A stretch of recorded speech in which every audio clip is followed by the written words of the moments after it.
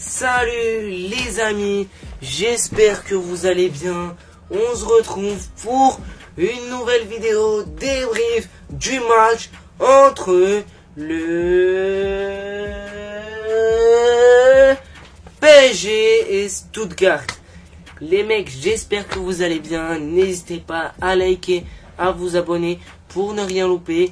Il y a du très lourd qui arrive, donc n'hésitez pas à liker, à vous abonner pour ne rien louper. Vous êtes les boss. Merci à tous ceux qui vont liker et à tous ceux qui vont s'abonner.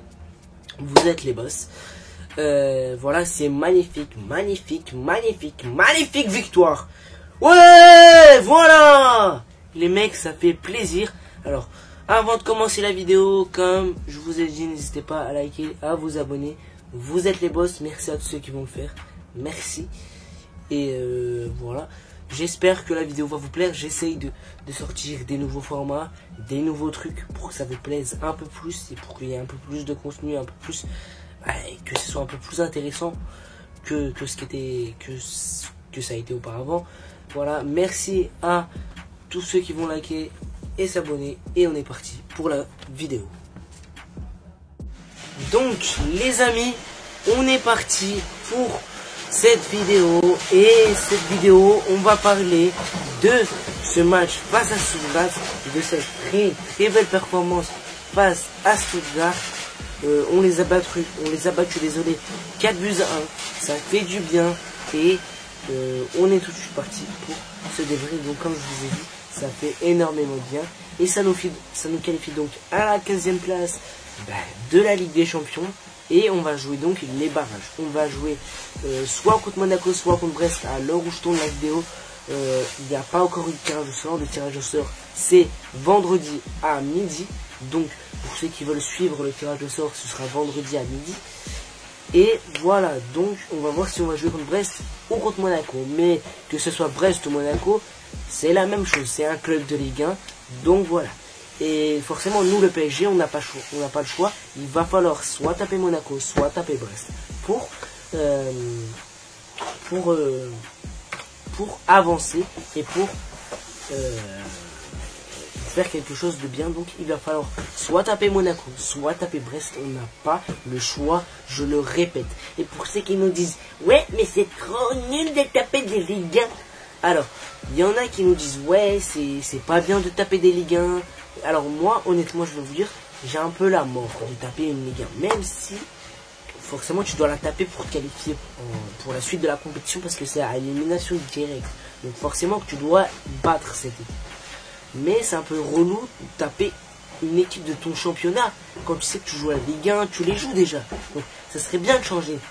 Mais voilà, le tirage est comme ça. On aurait pu jouer Feyenoord, on aurait pu jouer... voilà. Mais il faut se dire qu'en 8e de finale, on aura soit Liverpool, soit le Barça. Ce sera soit Liverpool, soit le Barça. Donc les mecs, attendez-vous à quelque chose de grandiose. En 8e de finale, si on passe le barrage de LDC, on aura en 8e de finale un adversaire qui sera soit Liverpool, soit Barça. Et ça va être très dur, moi je vous le dis. On s'attend à un match tous très dur. Après, on sait que le foot, ça peut changer dans toutes les situations. On sait que le foot, c'est... Tu ne peux pas deviner ce qui va se passer. Mais on va jouer après en 8e de finale. Si on se qualifie, soit Liverpool, soit le Barça. Et le Barça, on sait les qualités qu'ils ont avec Hansi Flick, qui est venu cette année et qui est en train, le Barça sont en train, et pour moi, est l'une des meilleures équipes au monde, si ce n'est l'une des meilleures équipes au monde. Mais attention, parce qu'il y a aussi Liverpool, qui est aussi l'une des meilleures équipes du monde à l'heure actuelle où on parle. Les mecs, dites-moi si vous voyez quelqu'un d'autre à part ces deux équipes, le Barça et Liverpool, parce que il faut en parler des formes actuelles, parce que c'est une dingue.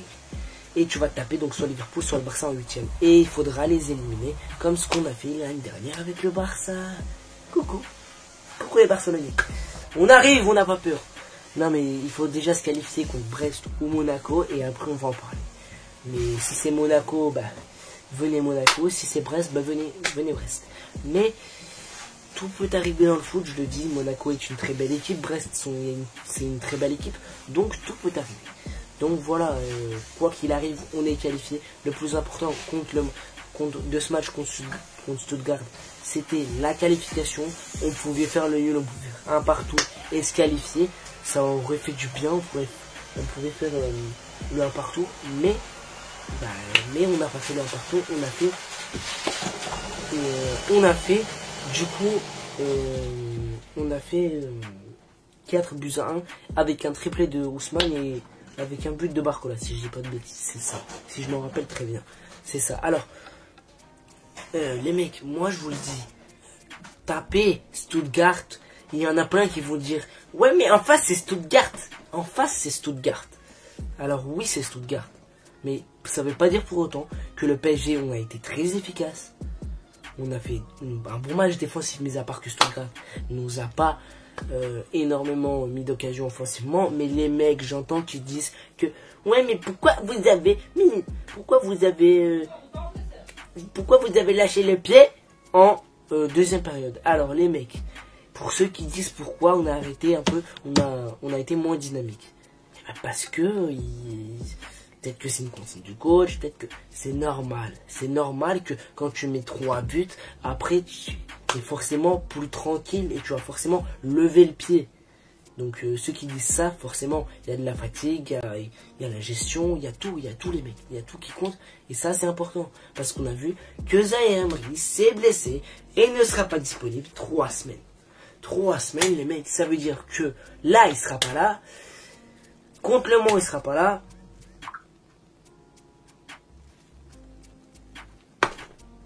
Et pour le match de barrage, pour le match aller, je crois qu'il sera pas là. Parce que ça fait 3 semaines.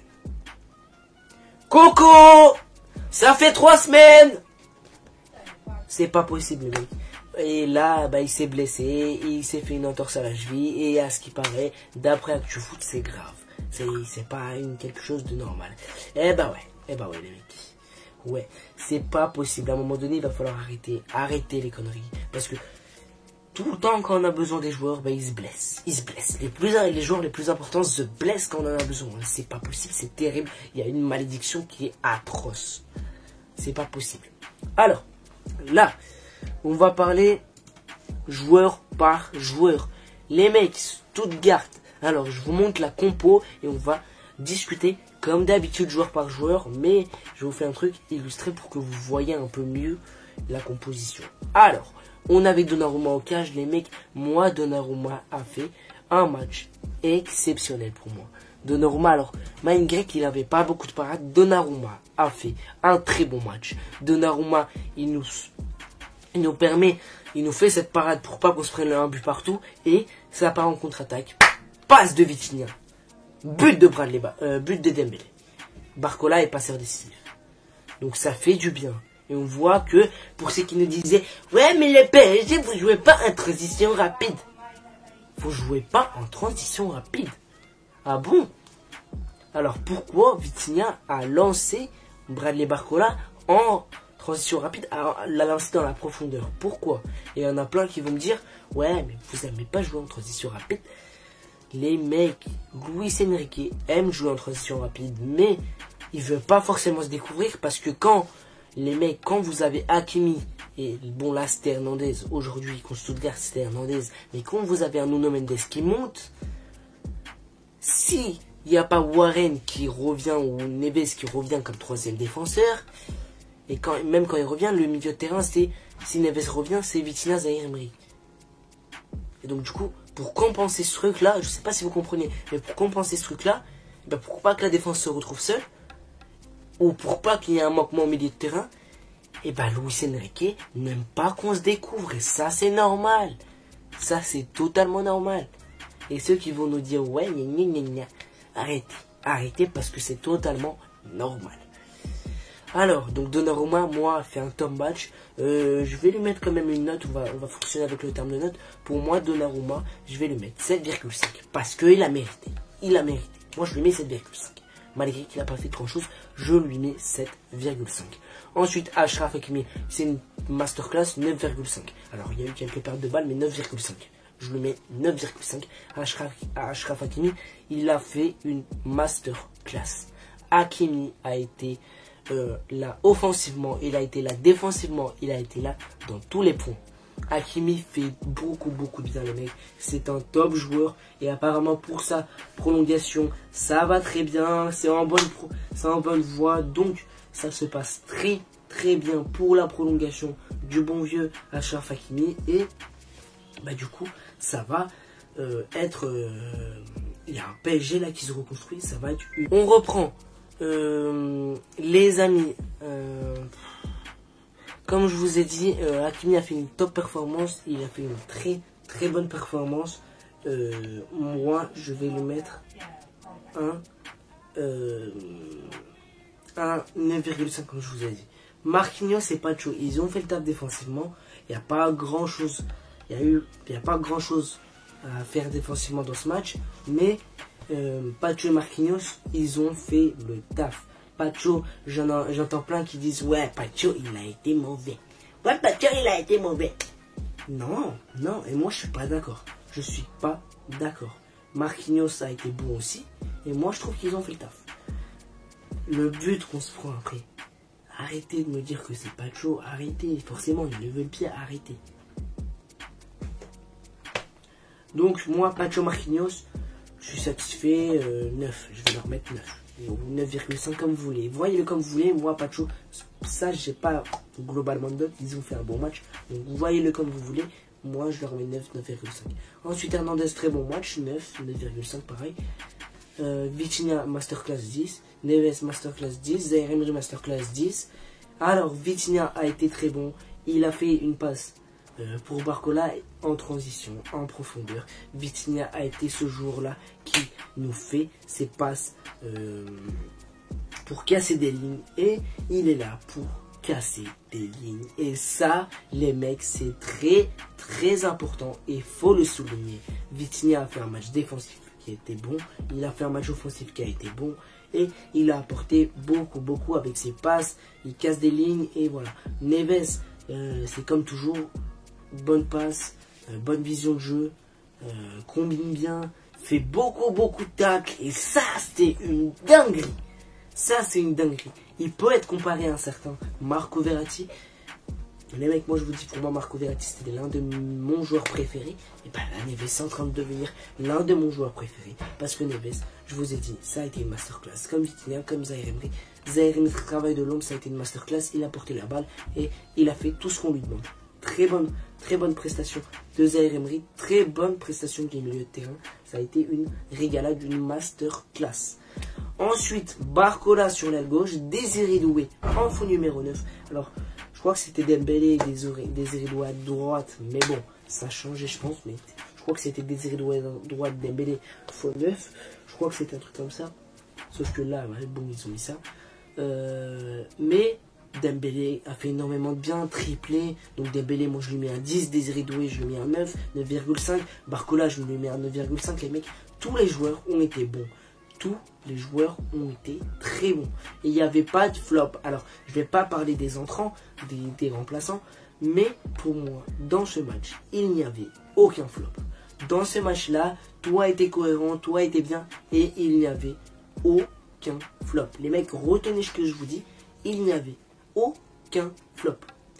Donc, ça veut dire que Barcola, Doué, Dembélé, Neves, Zaïre Emery, Vitinha, Hakimi, Marquinhos, Pacho, Hernandez ont très bien tenu la baraque et se sont comportés très agressivement, et ça dès le début du match. Les mecs, pour moi, les mecs, on a réglé ce problème d'efficacité. On verra si ça va continuer à durer dans le temps, mais pour moi, on a réglé ce fichu problème d'efficacité, parce qu'on a vu que très vite on a été très efficace malgré que c'est Stuttgart en face. Je vous rappelle que contre Espali, c'était pas la même chose. Contre Espali, c'était vraiment pas la même chose, alors que c'était Espali, les mecs. Donc attention, quand même, il faut le dire. C'était pas la même chose. Et moi, je trouve que le PSG s'est beaucoup amélioré dans la finition. Pourquoi dans le dernier geste? Pourquoi? Parce que Dembélé marque beaucoup plus, Barcola marque beaucoup plus, Doué fait beaucoup plus d'assistance et beaucoup plus et stat beaucoup plus. Et là, les mecs, vous êtes où? Ceux qui ont critiqué Barcola, ceux qui ont dit ouais mais Barcola il est nul, il commence à puer la merde. Vous êtes où? Montrez-vous maintenant. Et ceux qui, pareil, qui ont dit ouais Dembélé marque plus, Vous êtes où? Montrez-vous, dites-le que vous êtes, montrez-vous où vous êtes. Je veux vous voir où vous êtes. Parce que, hein, quand ça marque pas et quand ça ouvre sa gueule. Là, ça ouvre sa gueule. Mais là, quand ça commence à marquer, ça ferme sa gueule. À un moment donné, arrêtez un peu. C'est une dinguerie de faire ça, les mecs. Et ceux qui sont comme ça, ben, c'est des footix. C'est des footix. Pour moi, c'est des footix. Ça, c'est des footix. Ceux qui disent, ouais, Barcola, il est nul. Et après, quand il commence à marquer, ça ferme sa bouche. À un moment donné, arrêtez. Si t'es derrière ton équipe, tu la soutiens. Quoi qu'il arrive, oui, tu dis les points négatifs. Mais t'es pas là à critiquer, gna gna gna. Parce que les mecs, enfin, t'es là à critiquer, tu dis le point négatif, mais pas en mode, ouais, arrêtez de vous cacher.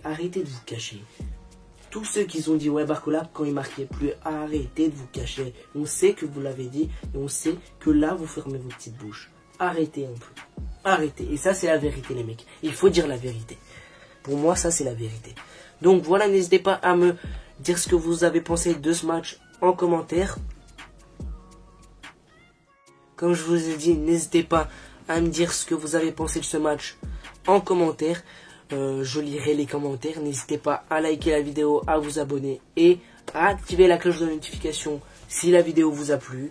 Vous êtes les boss, on est ensemble et allez Paris. Et on va voir ce qui va se passer demain à midi. Parce que alors où je tourne la vidéo, c'est jeudi soir. Donc on va voir ce qui va se passer demain. Si on va prendre Monaco ou Brest. Vous êtes les boss. Salut et allez Paris. Bao, abonnez-vous et likez. Bye, abonnez-vous et likez. Et il y a du très lourd qui arrive. Il y aura des feats qui vont arriver, je l'espère. Vous êtes les boss. Merci à tous ceux qui vont, je le répète, désolé si je le répète beaucoup, s'abonner et liker. Vous êtes les boss. Salut. Et allez Paris.